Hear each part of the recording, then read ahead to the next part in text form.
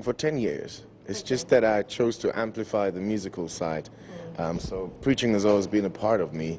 And when God gives you a message, you don't really need theology. He just gives you that message and it eventually makes sense. You know, so yeah, I've been doing it for 10 years, literally, and I'm enjoying it.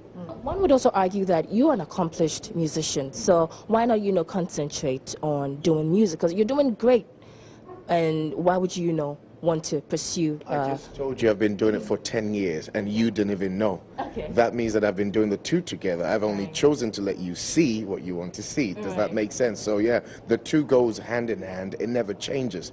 Never. I'm lit. In fact, I preach more than I do concerts all over the world, right? So it's just what we want the public to see, so we don't confuse the public. Yep, that's what I do. And when I'm called to preach, that's what I do. Yeah. Okay, so let's get a bit personal. Your wife, beautiful Anne-Marie, we know very little about her. We want to find out, how did you meet her? Was it through the ministry or outside the ministry? We met almost some 15 years ago, yeah, and we've been in touch from there, and God just made it happen. How's it been, right? We know she's of Caribbean descent. How's it been? She's Jamaican, and do you know that Jamaicans are actually from Ghana? Okay. Jamaica means Jamaica. Okay. That's what the history of Jamaica is.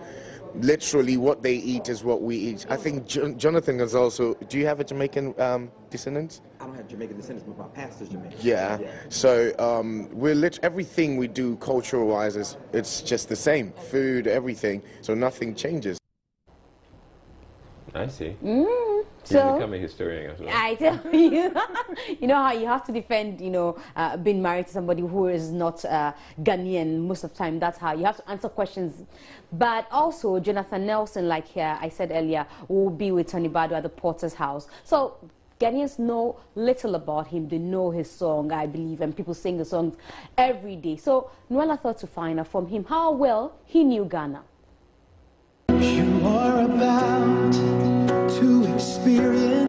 You know what? I'm becoming more familiar. I don't just know Sonnie. I also know Joe Meadow. Okay. And I met Joe probably about a year ago, and we've been connected. And I'm learning more about the music scene here. I just know that it's a lot of powerful artists here, and now it's time to really make an impact globally. I know a lot of people know that great music comes out of Nigeria, but I believe people are going to really start knowing that great artists, great music comes from Ghana as well. Right. So you've mentioned Joe Meadow, you've mentioned Sonnie Badu. Apart from these two, which other gospel musician are you familiar with? I'm not familiar with anyone else from Ghana, unfortunately, but I'm going to learn. Okay. I got enough teachers around me, so I'm going to learn more about who's here and who I should pay attention to and whatnot. So we're going to learn it. I want to find out if you're looking at collaborating with our Ghanaian act. Absolutely. She's really she's selling Ghana to me, huh, Sonnie? Absolutely, but it's just about kind of really learning more about the culture, learning more about who is kind of out there and moving. One thing I am paying attention to is a lot of, for my social media, a lot of Ghanaian, I said right? Young people follow me, and so I'm going to learn. I'm willing to learn. I want to learn. I want to dig more into the culture. So we're going to figure it out, and I'm going to find out. I think everybody's expecting, I believe, but they may not be familiar with the catalog of songs that God has given me. Okay, they are. Okay. So we're going to just go through the catalog of songs that God has given us, and we're going to just worship. I was blessed to be able to have a small team with me. So my musicians and my singers are here, and we're ready to go forward. Each one of my singers, I can tell you this on this mic, on camera, they sing 10 times better than me. And so I'm going to release them to sing a little bit tomorrow night. So we're just going to have a great time. But I'm not just going to make a deposit. I'm going to receive something. Since I'm here, I'm going to take something back home.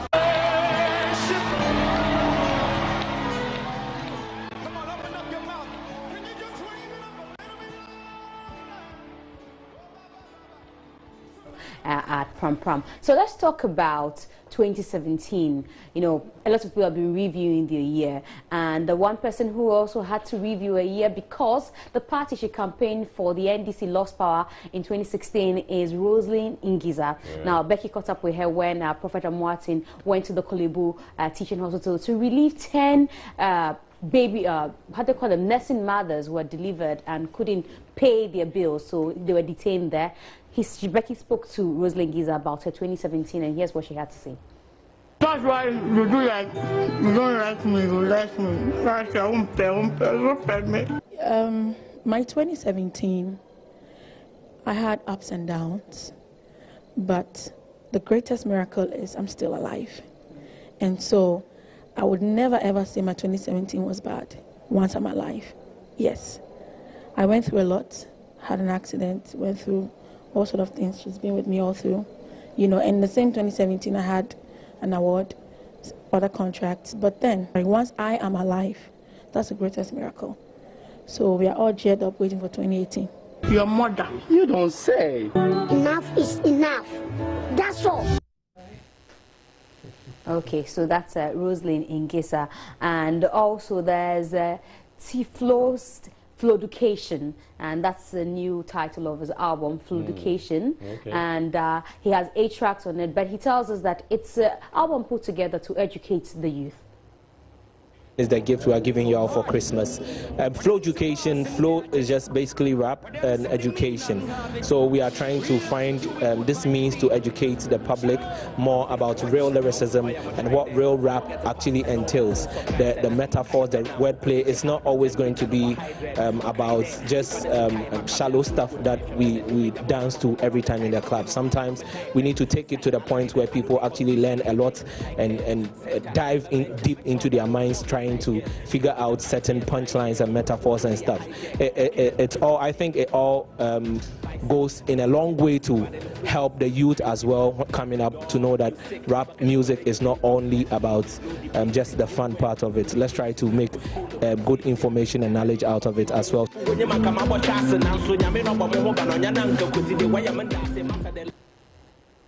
Flow education. Flow education.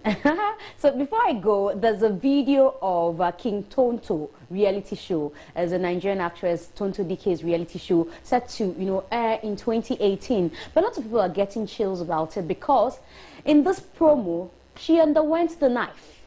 She did boob jobs. Oh, really? Yeah, really. So let's see it. I will not have this nonsense. I won't. Every money I have right now is for me and my son.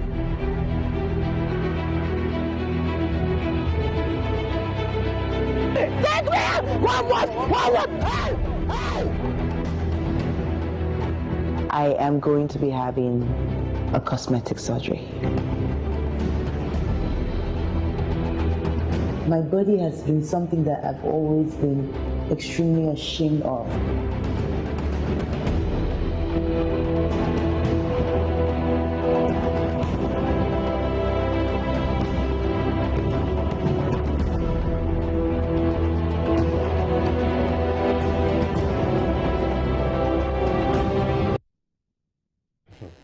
Okay, so it means that she has actually done it, right? Yeah, and then we'll be seeing all of that in 2018. I cannot wait for 2018.